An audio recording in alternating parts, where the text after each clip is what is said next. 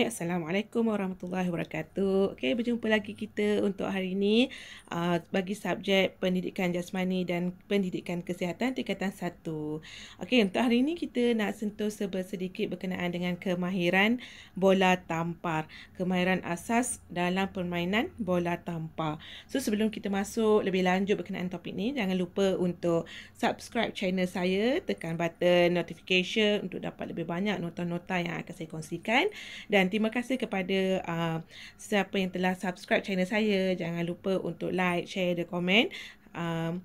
Sebarang penambahbaikan juga boleh komen di bahagian bawah. Okay, thank you. Okey, mari kita masuk untuk topik ni. Apa yang kita akan belajar adalah berkenaan dengan kemahiran asas dalam bola tampar. So, dari aspek apa yang kita akan belajar ni, bagaimana kita nak buat jaringan lah.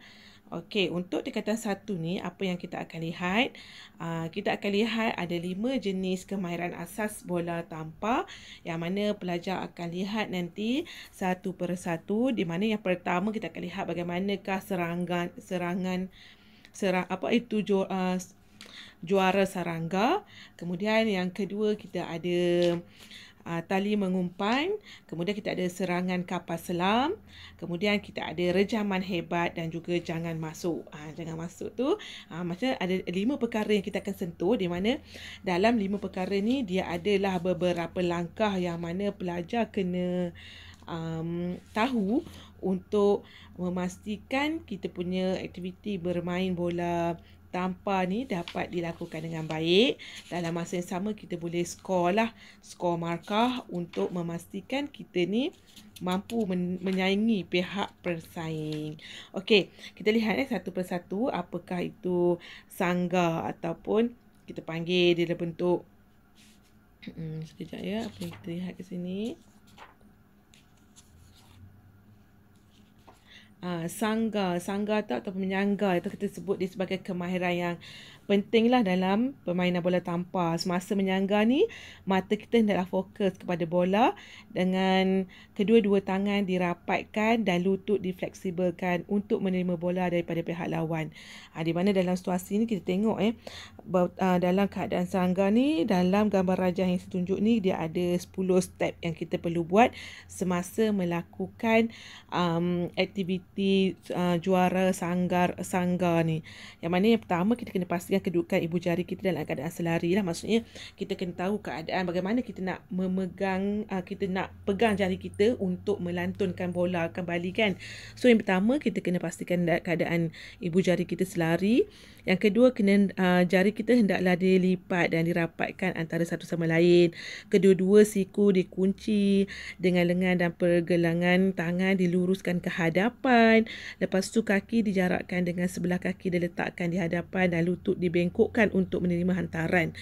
Okey, yang kelima, apa yang kita kena buat untuk memastikan sanggar kita ni berjalan dengan lancar, letakkan kaki luar ke hadapan dan pusing badan untuk menghadapi sasaran sebelum bermain bola. Kemudian yang keenam, kita akan tolak bola ke atas dengan pergerakan bahu yang minimum sahaja. Kemudian elakkan daripada menghayun lengan untuk menampar bola. Okey, kemudian pastikan tapak pemukul adalah stabil, kendurkan bahagian atas badan dan juga hantarkan bola tinggi agar pukulan bola yang seterusnya dapat disambut dengan baik oleh ahli pasukan yang lain. Itu adalah sangga. Sangga ni adalah yang mana kita kena buat dalam pelbagai situasi lah, yang mana selain untuk menghantar bola kepada rakan, ia untuk melatih kemahiran mengumpan, kemahiran untuk kita menyangga ni boleh digunakan untuk menerima servis, menerima bola terjahan yang terlepas daripada dagan tangan rakan kita yang membuat umpan dan mengambil bola yang dipukul keluar gelanggang oleh rakan. Itu tujuan kita menyanggar bola tu. Maksudnya kita nak ambil bola tu daripada rakan kita yang terlepas ataupun nak mengelakkan bola ini daripada luar gelanggang. Itu biasanya kita akan buat juaran serangga ni.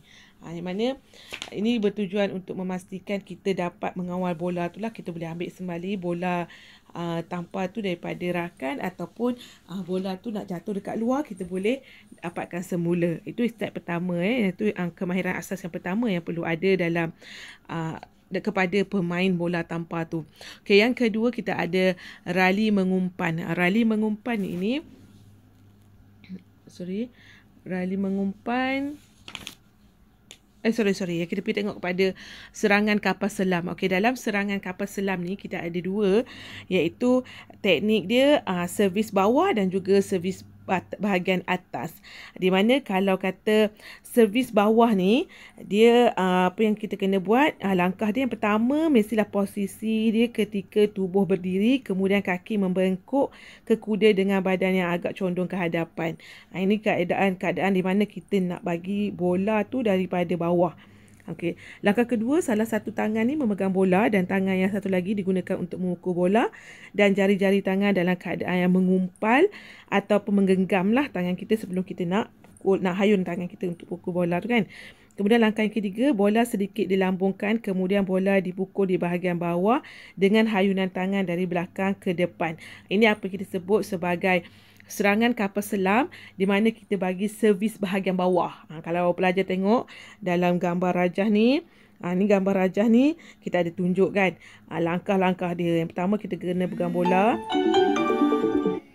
Lepas tu apa yang kita buat dekat sini, kita akan pukul bola. Sebelum kita nak pukul bola dekat bahagian bawah tu, apa yang kita buat adalah dengan menggenggam tangan dulu, kemudian kita lambung sedikit bola, baru kita buat hayunan daripada bawah ke depan, iaitu kita sebut servis bawah. Kalau servis atas pula, dia langkah yang kita kena buat, posisi ketika tubuh berdiri, salah satu tangan menggenggam, kemudian bola ni dilambung dan dipukul dengan jari-jari secara rapat sekuat tenaga.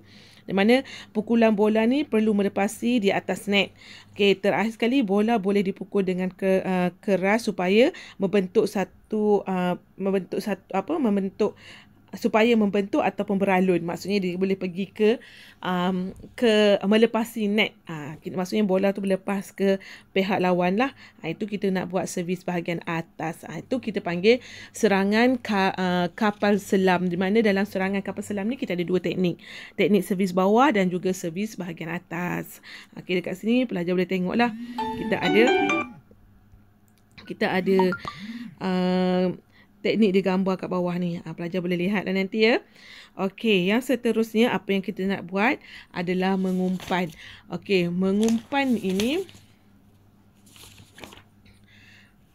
mengumpan ini adalah kita panggil rali mengumpan. Okey, rali mengumpan ni kalau kita tengok dekat sini kita ada tiga keadaan, di mana biasanya kalau kita nak menggunakan teknik rali mengumpan ataupun mengumpan ini, biasa kita akan buat macam mana? Kita akan buka jari-jari supaya membentuk tiga segi seperti dalam gambar.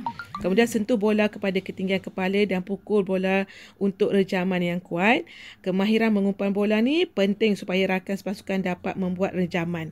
Okay, sebelum kita nak buat rejaman tu, kawan kita kena pas bola melalui kaedah teknik mengumpan. Lepas teknik mengumpan tu, rakan kita akan buat rejaman lah untuk pastikan bola tu pergi kepada pihak lawan.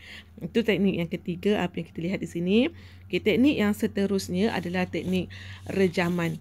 Rejaman ni ataupun kita sebagai dia rejaman hebat. Dalam teknik rejaman ni dia ada 6 step yang kita kena buat. Yang pertama, kita kena ada sama dan run up ataupun berdiri setempat, melonjak dengan kuat kedua-dua kaki dari setempat, membengkok lutut dan menolak ke atas dengan tangan yang dihayun ke belakang dan ke atas, menaikkan tangan kanan dan kiri di atas kepala atau di belakang bahu untuk merejam bola tersebut. Kemudian kita boleh buat pukulan, boleh dibuat dengan pukulan buku 5 tangan, tapak tangan terbuka ataupun menadah tangan. Itu kaedah kita nak memastikan rejaman tu berlakulah dengan gunakan tapak tangan. Kemudian pergelangan tangan penting untuk membawa bola turun. Kemudian kalau kita ada dua kaedah tadi, untuk run up ni perejam berdiri 2 hingga 3 meter daripada jaring dan mengambil 3 langkah. Kemudian langkah yang kedua akan membawa perejam di bawah bola dan kedua-dua belah kaki akan menghampiri bersama. Itu antara yang kita sebut dalam teknik merejam. Merejam ni kita ada step dia lah yang kena buat untuk pastikan bola tu beralih kepada pihak lawan. Okey. Yang terakhir dekat sini kita ada jangan masuk, ataupun kita punya ni adalah kita nak pastikan untuk menghadang. Menghadang bola ni daripada masuk, yang diterima dari pihak lawan lah, apa yang kita kena buat untuk menghadang bola daripada masuk ni ke tempat kita. Maksudnya kita kena pastikan mata kita pandang ke arah bola, fleksibelkan kedua-dua belah kaki, kedua-dua belah lutut semasa mendarat, badan dan tapak tangan ni menghadap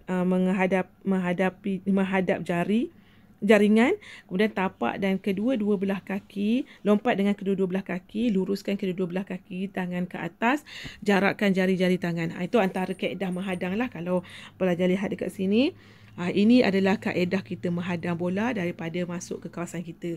Ini teknik menghadang. Teknik menghadang ni juga penting untuk seorang penghadang ni, perlu berada dalam keadaan seimbang lah untuk mempunyai mampu untuk mengamati yang tinggi tentang strategi menyerang pihak lawan ni. Pemain ni, penghadang boleh memaksa perejam menukar cara ataupun arah rejaman dia.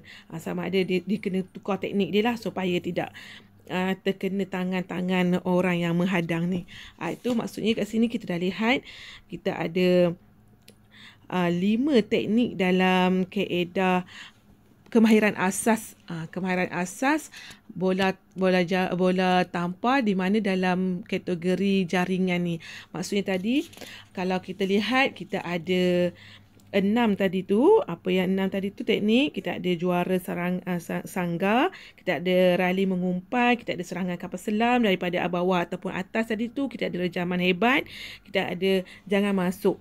Maksudnya dekat sini kita ada 5 kaedah atau kemahiran yang perlu ada untuk seorang pemain bola tampar untuk memastikan jaringan tu dapat diperoleh oleh pihak pasukan yang kita sedang bermain tu lah. Okay, so dekat sini ada notan, saya akan share notan ni. So terima kasih lah, saya hanya kongsikan teknik jaringan bagi kemahiran asas bola tampar, yang mana kita cuma ada 5 sahaja kemahiran asas tu. So saya harap dengan perkongsian ni memberi manfaat kepada pelajar dan dapat mengaplikasikanlah ketika kita punya praktikal nanti. Okay, sekian, terima kasih kerana menonton.